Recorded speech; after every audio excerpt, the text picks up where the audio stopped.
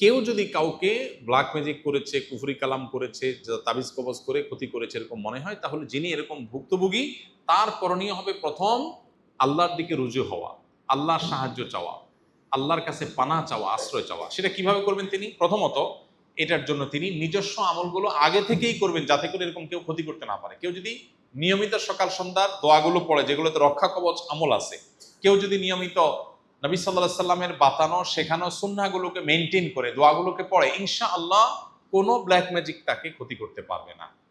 চাঁদের 13, 14, 15 আইয়াম বীজের রোজা, এটা ব্ল্যাক ম্যাজিক থেকে মানুষকে সুরক্ষা দেয়।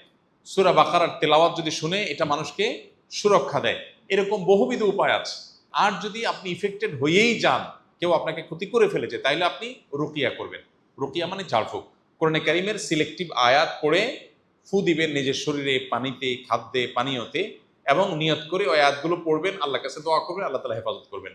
কোরআনের কেউ যদি জীবন্ত মুআজিজা এবং অলৌকিকত্ব দেখতে চায়, রুকিয়ার চাইতে বড় অলৌকিকত্ব আর দুনিয়াতে আরেকটা খুঁজে পাওয়া কঠিন।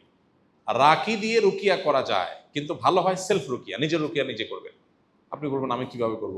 রাকিদেরকে বলবেন ভাই কি কি আয়াত পড়ে ফু দেন, ওই আয়াতগুলো আমাকে জানায় দেন, ওই লিস্ট অনুযায়ী দেখে দেখে আপনি পড়ে ফু দেন, ব্যাস, দ্যাটস ইট। এটা রাকির মুখের আলাদা কোনো কারামতি নেই। কারামতি হলো কোরআনের, মুআজিজা হলো কিসের? কোরআনের। সো আমরা অনেকে এখানে ভুল ধারণার মধ্যে আছি, আমরা মনে করি না রাকিদেরকে দিয়েই রুকিয়া করাইতে হবে। হ্যাঁ, এটা ঠিক, রুকিয়াতে অনেক লম্বা কেরাত, লম্বা পড়তে হয়, সবাই সেটা পারে না, সেক্ষেত্রে রাকির সাপোর্ট নেওয়া যায়, কোনো অসুবিধা নেই।